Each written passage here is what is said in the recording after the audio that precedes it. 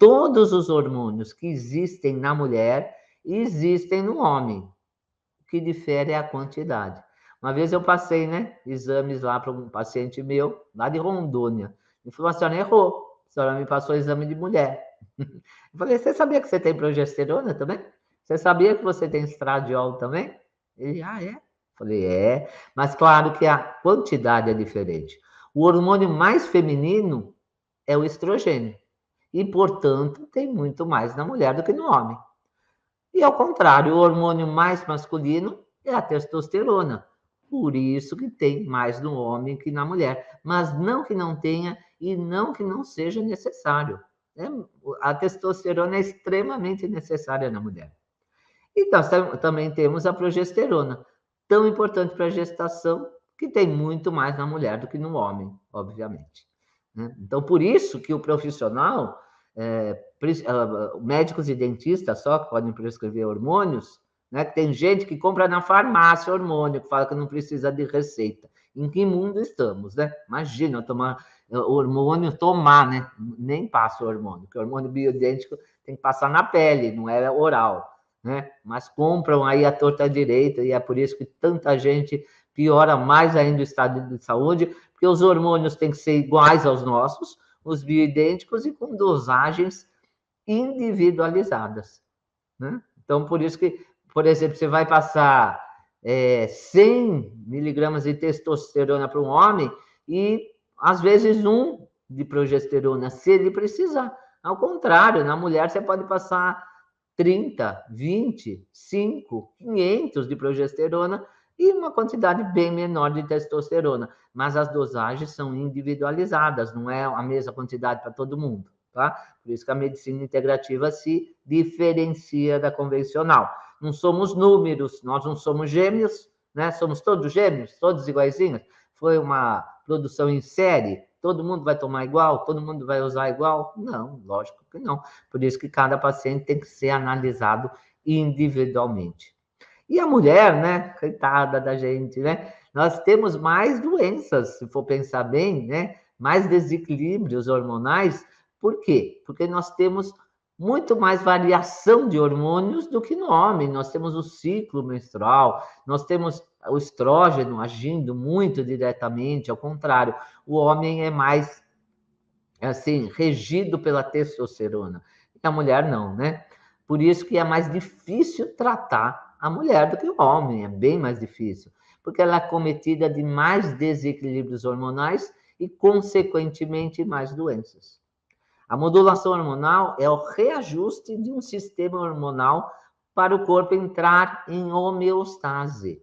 Por isso que é modulação hormonal, o termo correto, e não reposição. Claro, você vai repor o hormônio, mas você vai modular isso daí. Por isso que tem que entender muito de hormônio e saber prescrever. Então, nossa cascata hormonal começa por onde? Pelo ovário? Claro que não. Começa pelo hipotálamo. Seja que hormônio for, cortisol, tireoide, né? Os hormônios tireoidianos, testosterona, progesterona, estradiol, qualquer, tá? O que comanda tudo é aqui, ó, o hipotálamo. Ele está dentro aqui do nosso cérebro, é uma glândula pequenininha, mas que tem um poder gigantesco. Ele é o centro das emoções, inclusive. E é nessa região que tem também a hipófise, né? E depois temos a pineal, né? Que é chamada Casa da Alma, né? Quem fizer meu curso vai ver, né? No módulo de biorressonância, que tem lá um módulo eu falando muito da pineal, né? Que a pineal, através da pineal, que é a nossa antena parabólica. E é a única glândula que não degenera, tá? Porque Deus deixou para a gente uma glândula que não degenera, porque ela é muito mal usada, tá? Claro que ela secreta melatonina e tudo mais, mas ela é nosso centro da intuição, e as pessoas desprezam a intuição. Por isso que caem, né, em armadilhas aí, em buracos aí, porque não respeitou sua intuição. Devemos desenvolver mais nossa intuição. Isso foi uma parte, tá? Não faz parte da aula, mas eu gosto sempre de, como na mentoria, né, Edi? Eu comecei a mentoria, porque os alunos perguntam e tudo, eu comecei a falar de banho. Mas é que tem tudo a ver, né? banho aumenta o tecido bege, o banho gelado, né? Então a gente às vezes divaga um pouco, mas o assunto da saúde integrativa é tão amplo que em tudo tem um significado, né?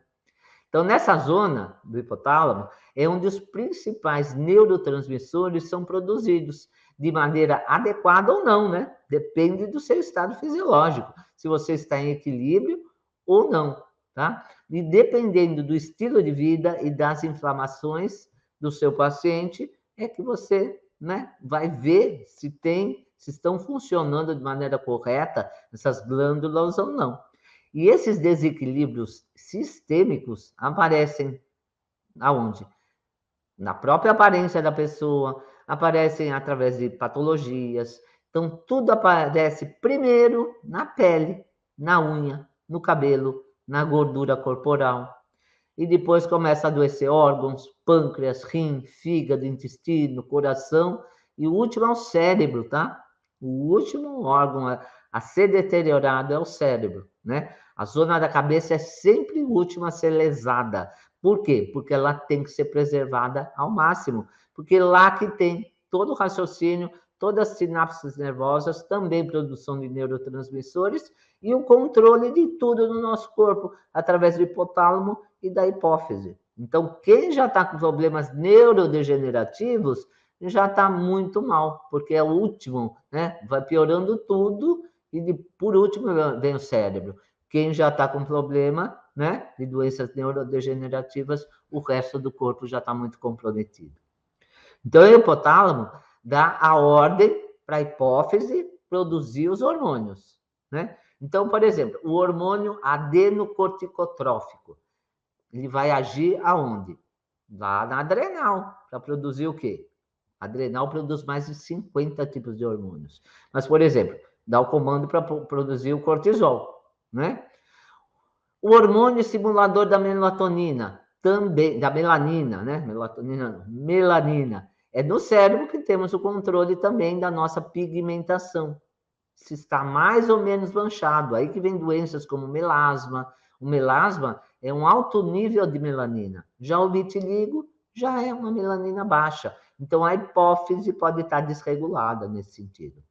Por isso, né, que não existe creme. Já vi alguém no Instagram aí falando, eu me indico uma dermatologista. Então, já vou entrar nesse assunto. Não tem creme milagroso que clareia melasma ou que acaba com vitiligo, tá? Tudo vem de disfunções dentro do nosso corpo. O que existe são mudanças de estilo de vida e emoções, respeitando mais seu corpo, né? Então, a mancha na pele, o que ela traduz? Que não estamos bem com a gente mesmo com nós mesmos e com as nossas emoções. E por isso que mancha onde você se vê, né? Não vai manchar atrás do seu joelho onde você não vê. Isso é para te mostrar mesmo. Isso tem um pouquinho a ver com medicina chinesa. Inclusive, no meu curso tem uma aula de medicina chinesa. Então, aparece bem, melasma aparece bem no rosto mesmo, né? A mancha na pele traduz que não estamos bem conosco mesmo e com nossas emoções. E não vai manchar lá onde você não vê, porque você não vai tomar atitude, né, de procurar ajuda.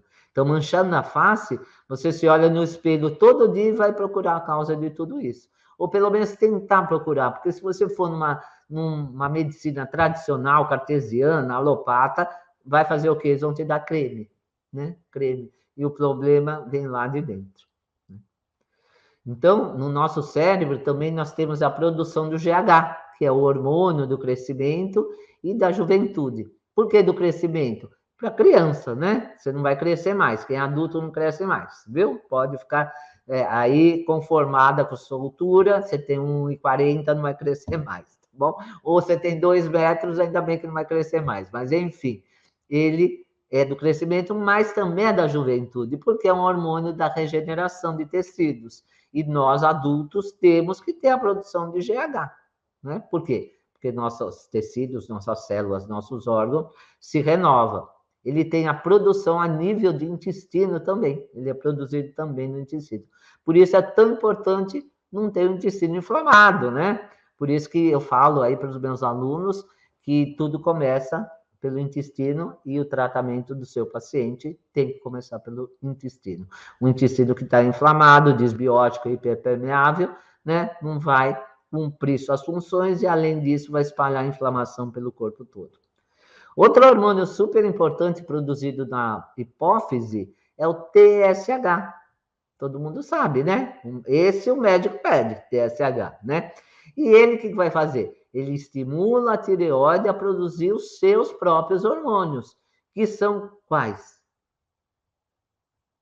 T1. Ah, existe T1? Existe. T2. Ah, existe T2? Existe. Só que eles não são bem estudados ainda. Não sabemos direito a função deles. Mais comum é o T3, o T4. Aliás, o T4 é dito um pró-hormônio, ou pré-hormônio, porque se ele não converte em T3 de nada adianta.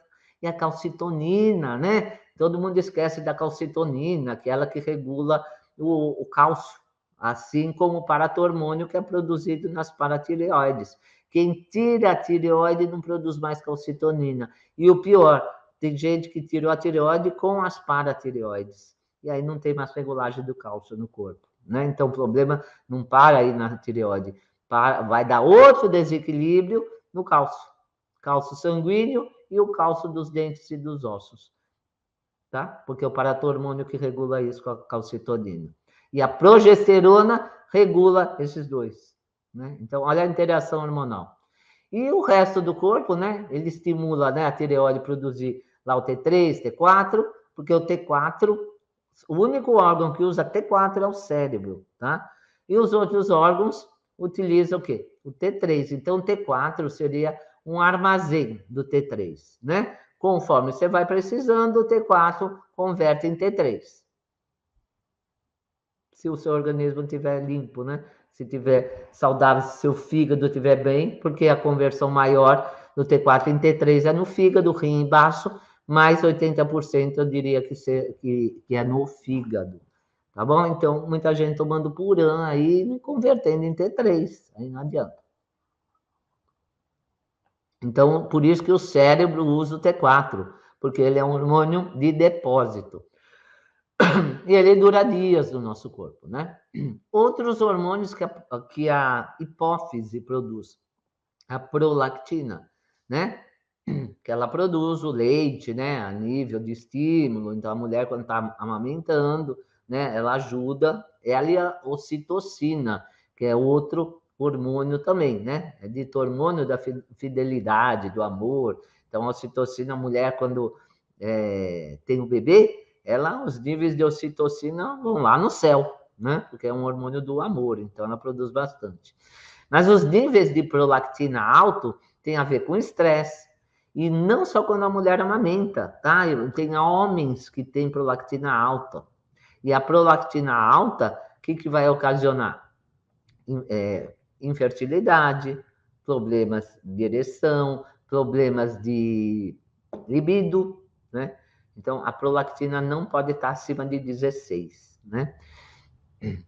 E a ocitocina, como eu falei, né? Que quanto a prolactina faz produção do leite materno, a ocitocina faz sair o leite, né?